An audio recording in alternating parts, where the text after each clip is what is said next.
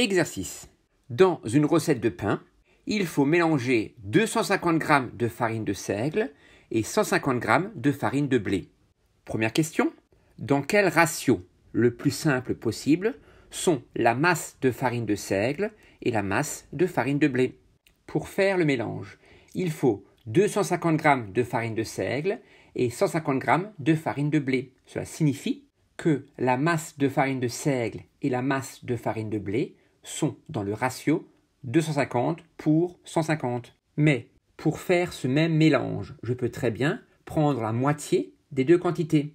Le dosage, la composition, l'équilibre, la proportion des deux farines ne changera pas. On peut donc par exemple prendre 125 g de farine de seigle et 75 g de farine de blé. Mais 75 et 125 sont des multiples de 5, car le chiffre des unités est un 0, un 5. Donc, pour faire ce mélange, on peut très bien prendre 25 g de farine de seigle et 15 g de farine de blé. Ou en divisant encore par 5, on peut très bien prendre 5 g de farine de seigle et 3 g de farine de blé. Ainsi, le ratio 250 pour 150 est le même ratio que le ratio 5 pour 3.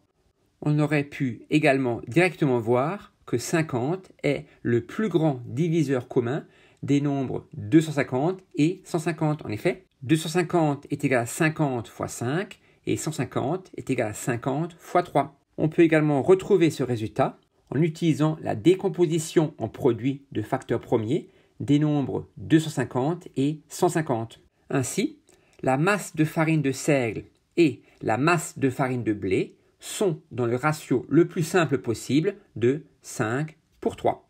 Deuxième question, calculer la masse d'un pain préparé avec 60 g de farine de blé. D'après la question précédente, pour préparer le pain, il faut mélanger 5 g de farine de seigle et 3 g de farine de blé pour obtenir 8 g du mélange. Mais moi, je ne veux pas prendre 3 g de farine de blé, je veux prendre 60 g de farine de blé.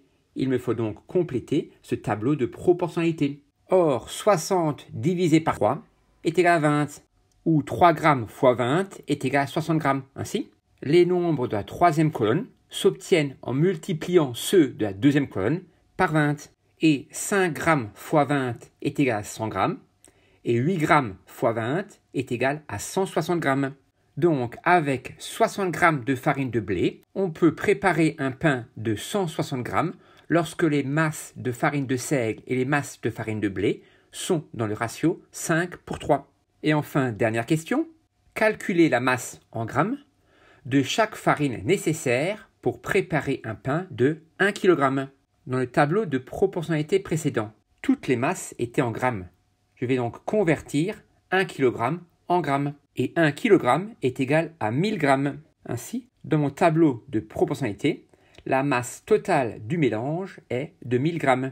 Et pour passer de 8 g du total de la deuxième colonne à 1000 g le total de la quatrième colonne, je multiplie par 125, car 1000 divisé par 8 est égal à 125, ou 8 fois 125 est égal à 1000.